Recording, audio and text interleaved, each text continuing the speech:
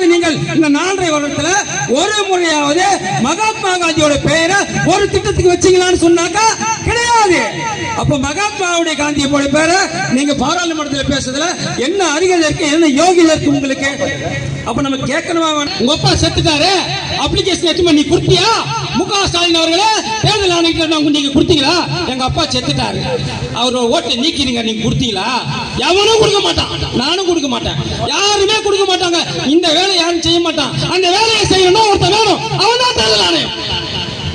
செத்தவன் ஓட்டை நீக்கிறதுக்கு ஒருத்தன் வேணுமா வேணாமா? அப்ப அவன் யாரு? அவனா தேர்தல் ஆணையம். நீ எத்தனை வருஷமா செத்தவன் ஓட்டை நீயே போட்டு இருப்ப?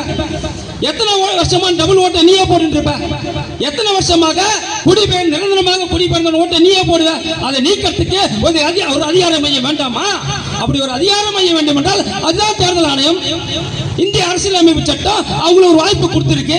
நீங்கள் தான் இதை செய்ய வேண்டும் என்று ஒரு வாய்ப்பு கொடுத்திருக்குது. இது இப்போ நடக்குது.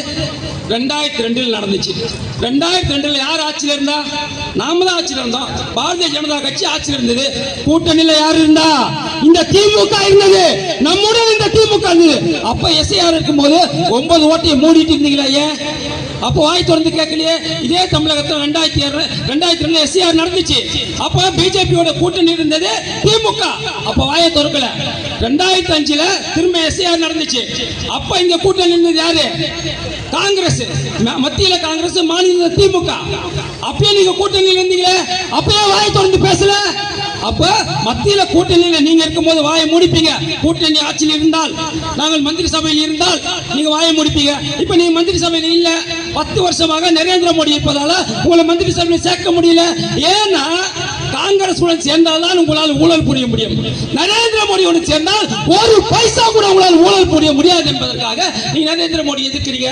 இன்னைக்கு இந்த 2014 இருந்து இன்னை வரைக்கும் பாத்தீங்கன்னாக்கா இத்தனை 11 வருடங்கள்ல ஒரு அமைச்சர் மீது, ஒரே ஒரு அமைச்சர் மீது, பாஜக ஒரு அமைச்சர் மீது உங்களால் ஊழல் புகார் சொல்ல முடியுமா என்று கேட்டால் கிடையாது. ஆனா நாங்க சொல்லுவோம், 32 அமைச்சர் ஜாமீன்ல இருக்கீங்க. நீங்க 32 அமைச்சர் மேலுமே ஊழல் வழக்கு இருக்கு, இன்க்ளூடிங் உதயநிதி உட்பட எல்லாரும் மேலுமே வழக்கு இருக்கு. ஆனா எங்கள் பாரத பிரதமர் நரேந்திர மோடி மீது வழக்கு இருக்கா? கிடையாது. அமித்ஷா அவர்கள் மீது ஊழல் வழக்கு இருக்கா? கிடையாது. ஆனா திமுக அமைச்சர்கள் அனைத்து பேர் மீது ஊழல் வழக்கு இருக்கு. எப்படி? இப்ப புதுசா ஒரு ஊழல் கண்டுபிடிச்சிருக்காங்க. ஏன்னா நான் உங்களுக்கு தெரிய, சமீபத்தில் அமைச்சர் முத்துசாமி அவர்கள் முக்கியமான ஒரு கருத்தை பேசினாரு. பத்திரிகையாளர்லாம் கேட்டாங்க, ஐயா நீங்க எதுக்கு பாட்டிலுக்கு 10 ரூபாய் எடுக்கிறீங்க அப்படின்னு கேட்டாங்க. அப்ப அவர் சொன்னாரு, நாங்க பாட்டிலுக்கு 10 ரூபாய் எடுப்பதே நீங்க பாட்டில திரும்பி கொடுத்துட்டா நாங்க 10 ரூபாய் திரும்பி கொடுத்துருவோம் சொன்னார். நாம என்ன கேள்வி கேட்கும் போது சொன்னாரு, எதுக்குடா நீ பாட்டிலுக்கு 10 ரூபாய் எடுக்கிறான்னு கேட்கும் போது சொன்னாரு. ஆனா இன்னைக்கு இன்னொரு 10 ரூபாய் எடுக்கிறான். ஒரு குவார்ட்டரோட விலை 250 ரூபாய் என்றால் இன்னைக்கு எவ்வளவு தெரியுமா எடுக்கிறான்? 270 ரூபாய் எடுக்கிறான். ஏன்டா 270 ரூபாய்னு கேட்டாக்கா, ஏற்கனவே ஒரு 10 ரூபாய், அந்த 10 ரூபாய்க்கு தான் விலகன்னு சொன்னாரு. யாரு? முத்துசாமி. நாங்க ஏன் அந்த 10 ரூபாய் எடுக்கிறோம் தெரியுமா? நீ பாட்டில திரும்பி கொடுத்துரு, அந்த 10 ரூபாய் நாங்க திரும்பி கொடுத்துருவோம். ஆனா இன்னைக்கு இன்னொரு 10 ரூபாய் சேர்த்து எடுக்கிறான்.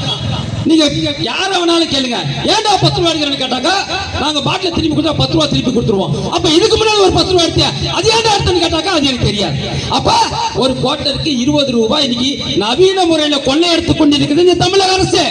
கண்ணுக்கு தெரிந்த நவீன முறையில 20 ரூபாய் ஒரு குவார்ட்டருக்கு கொள்ளையடிக்குதுன்னு சொன்னாக்கா, தமிழகத்தில் இருக்கக்கூடிய 5100 கடைகள் இருக்கு. அப்ப எவ்வளவு கோடி ரூபாய் நீங்க ஒரு நாளைக்கு கொள்ளையடிக்கிறீங்க? ஒரு நாளைக்கு கோடிக்கணக்கான ரூபாயை கொள்ளையடிக்கக்கூடிய ஒரு கட்சியாக, கொள்ளையடிக்கக்கூடிய ஒரு அரசாங்கமாக இந்த அரசாங்கம் மாறி இருக்கு. இதை நம்ம யாரும் கேட்க மாட்டோம். நமக்கு என்ன, அவன் ஒரே வார்த்தை சொல்லுவான், திமுக காரன், இந்தி உள்ள நுழைஞ்சிரும், பாஜக உள்ள வந்துரும், நரேந்திர மோடி உள்ள வந்துருவாரு. என்னைக்கு தமிழக மக்களுக்கு இந்தி என்ற ஒரு பொருள் புரிகிறதோ அன்று தமிழகத்தில் திமுக இருக்காது, விசிக இருக்காது, கம்யூனிஸ்ட் இருக்காது, வைகோ இருக்க மாட்டான். ஒட்டுமொத்த திராவிட கூட்டத்தையும் ஓட விடுவது எப்பன்னா இந்தி என்ற ஒரு சொல் நமக்கு தெரியும் போதுதான். அதனாலதான் 4 நூற்றாண்டு ஆண்டுகளாக இந்தி என்றால் என்னன்னே நம்மளை கத்துக்க விடல. ஆனா அவன் பையன் படிப்பான், அவன் பேரன் படிப்பான், அவன் முப்பாட்ட படிப்பான், எல்லாருக்கும் இந்தி தெரியும். நமக்கு மட்டும் இந்தி தெரியாம கத்துக்க விட்டுட்டான், நம்மளை தெரிய விட்டுட்டான். ஏன்னா இந்தி தெரிந்து விட்டால் மோடி என்ன பேசுறாரு நமக்கு புரிஞ்சிடும், அமித்ஷா என்ன பேசுறாரு நமக்கு புரிஞ்சிடும், மத்திய அமைச்சர் அவர்கள் என்ன நடக்குது நமக்கு புரிஞ்சிடும்.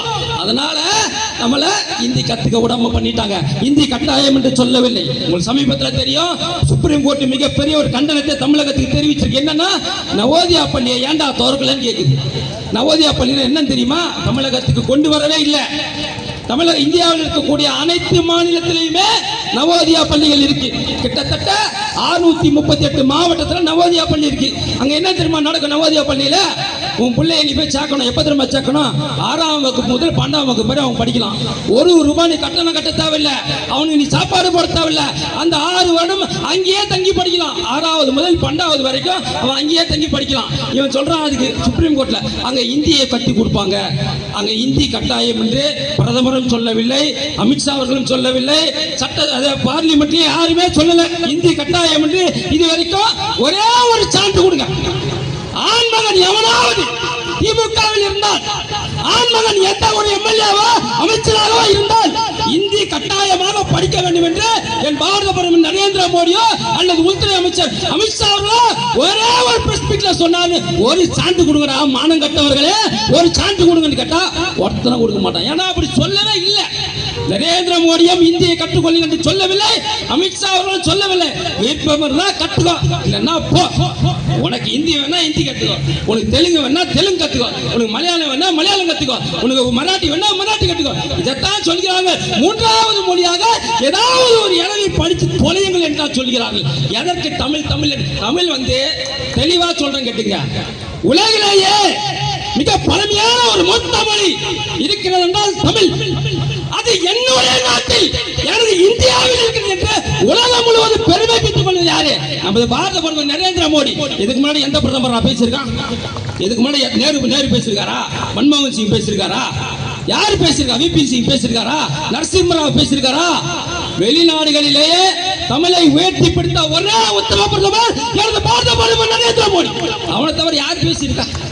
எவையா பேசியிருக்கிறான்? ஒருத்தனும் பேசல.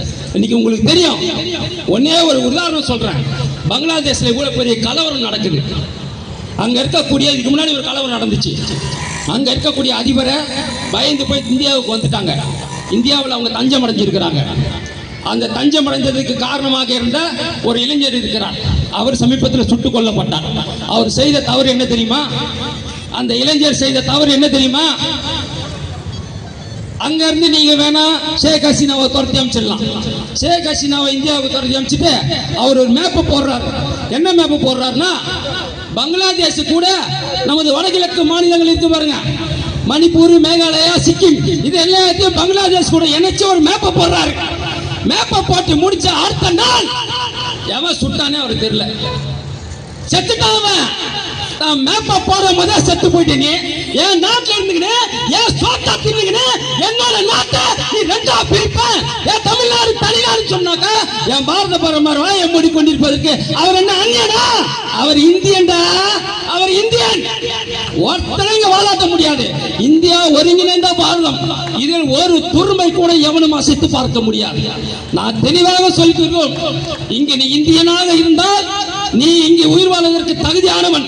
நீ அந்நியனாக இருந்தால் பங்களாதேஷில் அந்த நபருக்கு ஏற்பட்ட நிலைமைதான் இங்கே இந்தியாவை எதிர்க்கும், இந்தியாவை பிளக்க நினைக்கும், இந்தியாவை துண்டாத நினைக்கும் ஒவ்வொருத்தருக்கும் அந்த நிலைமை ஏற்படும் என்று சொல்லிக்கொண்டு வாய்ப்பு பாராட்டி விடைபெறுகிறேன். நன்றி, வணக்கம்.